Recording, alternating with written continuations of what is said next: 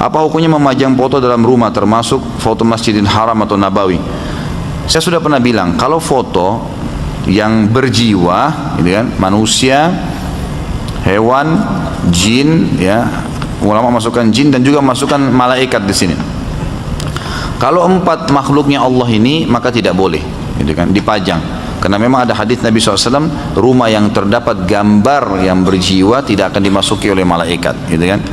Jadi kalaupun darurat antum punya foto di rumah, maka minimal sekali taruh di album, kapan butuh baru dibuka, gitu kan. Seperti itu. Karena memajangnya punya hukum sendiri, dan antum bisa kembali penanya ke buku yang pernah saya bawa, judulnya Rumah-rumah yang tidak dimasuki oleh malaikat. Itu bisa dilihat, insyaallah. Izin bertanya Buya, bagaimana hukumnya bila di rumah ada gambar para ulama gitu Buya, seperti yang tadi disampaikan Buya. Baik. Itu Buya. Masya Allah, subhanallah. Terima kasih pertanyaannya. Terima kasih Buya. Waalaikumsalam. Assalamualaikum warahmatullahi wabarakatuh. Assalamualaikum warahmatullahi wabarakatuh. Jadi gambar para ulama ini termasuk jenis fotografi.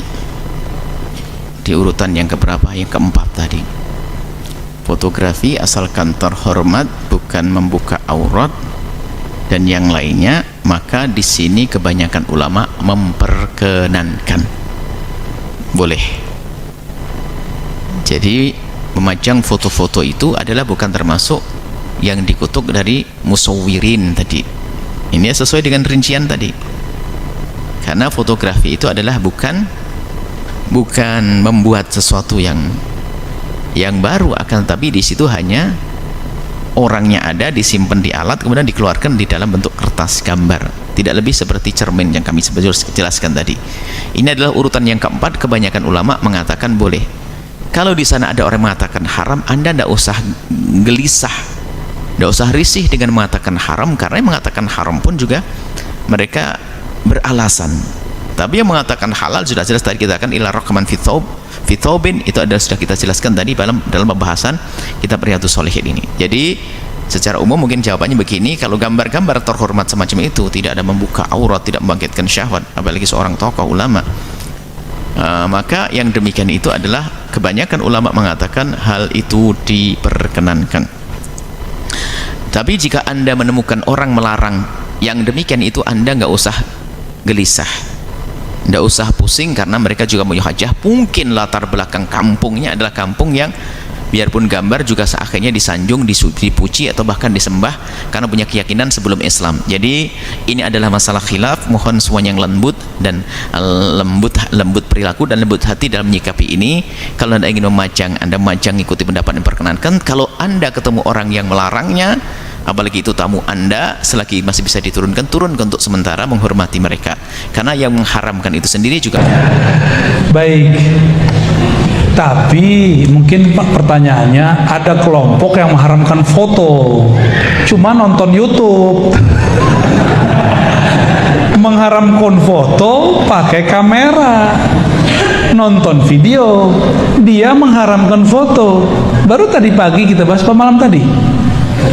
Dalam 1 detik video itu ada puluhan gambar yang bergerak, diganti-ganti, baru kelihatan dia bergerak. Maka yang mengharamkan foto, dia sedang mengharamkan sesuatu yang dia tidak mengerti. Dia telah bertentangan dengan satu ayat, wala taqfu ma laysa laka bihi ilm. Jangan kamu berpegang teguh dengan sesuatu yang kamu nggak ngerti. Jangan berfatwa untuk sesuatu yang kamu tidak faham. Nggak, oh itu kan gambar, lo gambar beda sama foto. Oh di hadisnya larangan buat gambar. Tunggu dulu, di dalam hadis ada penjelasan tentang gambar. Gambar bahasa Arabnya surah. Ternyata surah, ada satu hadis di riwayat Nasai, suratun timsal. Surah timsal itu artinya patung yang disembah. Maka ulama kita yang mengerti dan bijak membolehkan untuk sarana pendidikan anak-anak buat gambar. Yang lucu itu ada fatwa, walaupun fatwa ulama terdahulu bagi saya lucu dan dipakai sekarang. Kalau gambar tumbuhan boleh, binatang nggak boleh. Kenapa? Tumbuhan nggak ada ruhnya. Lah emang tumbuhan nggak ada ruhnya? Tahu dari mana antum? Nah, sembarangan ngomong. Di tumbuhan itu ada ruh, namanya ar-ruh an-nabati. Di hewan ada ruh, namanya ar-ruh al-hayawani. Di diri kita lengkap ada ar-ruh an-nabati, ada ar-ruh al-hayawani, ada satu lagi yang menjadi asrar rahasia Allah, namanya ar-ruh al-qudusi atau ar-ruh an-nafsani. Sama, ruh hakikat jiwa. Di dalam jiwa itu ada inti, itu namanya ruh. Itulah yang membedakan kita dengan pohon. Dalil saya apa? Ada dalilnya banyak. Sabbaha lillahi ma fis samawati wa ma fil. Yang ngerti bahasa Arab, ma dalam bahasa Arab li ghairil aqir. Yang benar pohon itu bukan gak punya ruh, pohon itu gak punya akal, ruhnya ada. Hewan aja gak punya akal kok, cuma disebut ada akal insting. Nabi ketika bersandar di satu pohon, di satu bukan pohon, kayu, lalu dibuatin mihrab, mimbar. Nabi kemudian meninggalkan itu kayu. Nangis nggak kayunya? Hanna hanina, begitu di hadisnya. Itu kayu nangis, Pak. Kalau nggak ada ruh di dalamnya, mungkin nggak dia nangis. Jadi ciri-ciri ini kayu udah mulai nggak ada ruhnya, itu dia lapuk. Ini masih tahan nggak nih? Ada ruh, Pak, di sini, ruh nabati. Ya, cuma dia lagi stagnan, nggak tumbuh. Ya, antum masih tumbuh nggak? Yang ada maju, melar. Ya, nasyahnya sudah nggak ada, yang ada melarnya. Oke, bener ya? Tuh perutnya, pegang aja perut sendiri. Jadi alam ini ada ruhnya, maka menggambar pohon, menggambar hewan, menggambar manusia bagi saya sama, ada ruhnya. Yang nggak boleh itu timsal yu'bad. Dia ada bentuknya, ada ukirannya. Bahkan foto biasa disembah aja nggak boleh. Dia nggak ukiran, dia nggak patung, disembah nggak boleh. Oke? Baik. Kalau nyimpan foto istri boleh nggak? Udah. Boleh. Boleh. Syirik loh. Syirik loh. Kaget. Itu punya foto akhwat nggak? Nggak ada. Istri orang nggak boleh, Ustaz. Istri orang nggak boleh ya? Nggak boleh. Istri mantan orang. Beneran nanti nggak nyimpen. Soleh bener. Godul basor sampai ke dompet-dompetnya coba.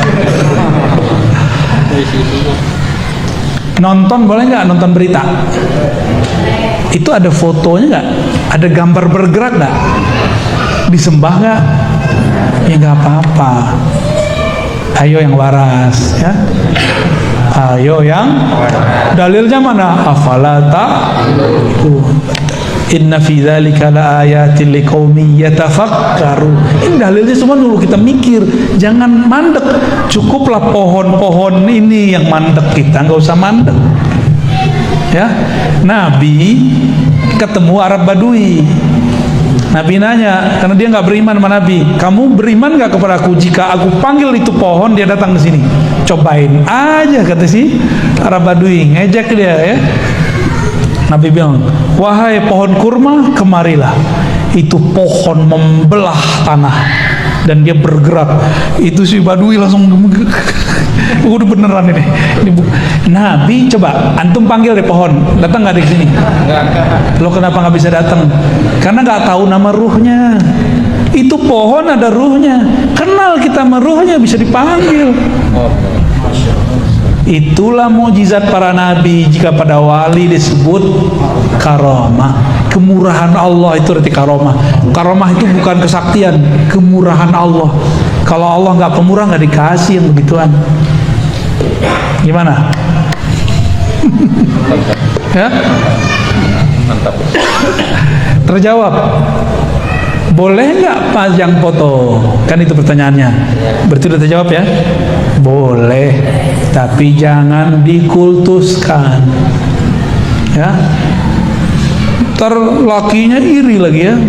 Maka suami istri harus mengerti ilmunya kalau bisa sama, sehingga kalau suaminya atau istrinya majang foto gurunya, nggak ada kecemburuan. Apalagi mencium-cium foto kan kawan.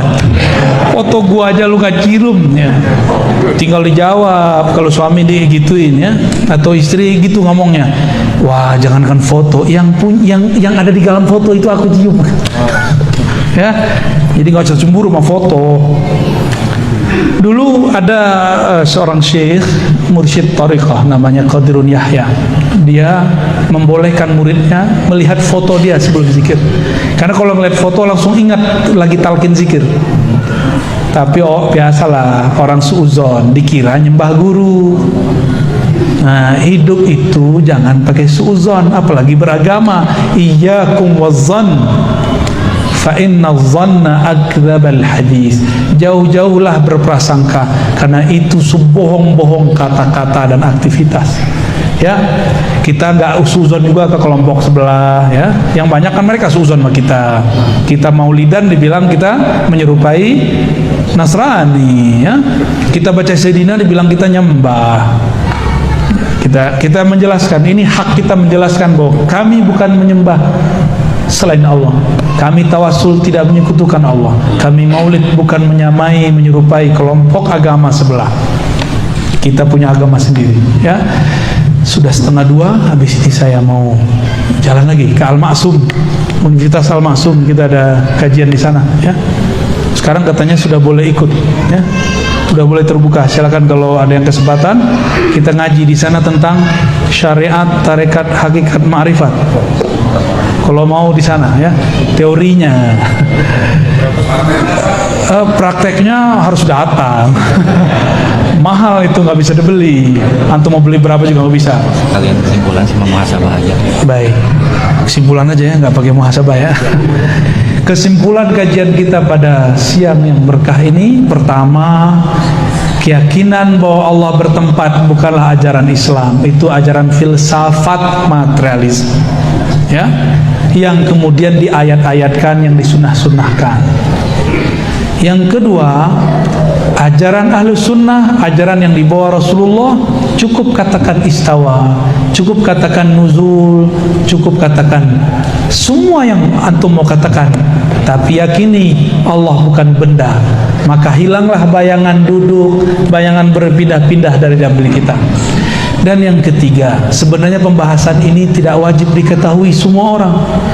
Namun karena kerusakan akidah sudah berkembang, kerusakannya sekarang adalah berkembangnya keyakinan yang mendoktrinkan umat Allah bertempat, barulah kita buka suara. Dulu mana ada saya bahas-bahas begini. Bagi saya ini pembahasan orang pesantren, tapi umat sudah diracuni. Maka kajian pesantren kita bawa keluar, kajian Al-Azhar kita bawa keluar, kajian ulama Hadramaut kita bawa ke sini, kajian ulama di Surabaya kita bawa ke sini. Ya, itulah oleh-oleh dari kami. Semoga bermanfaat, semoga kita diterima sebagai hamba Allah yang diridhoinya. Amin ya rabbal alamin.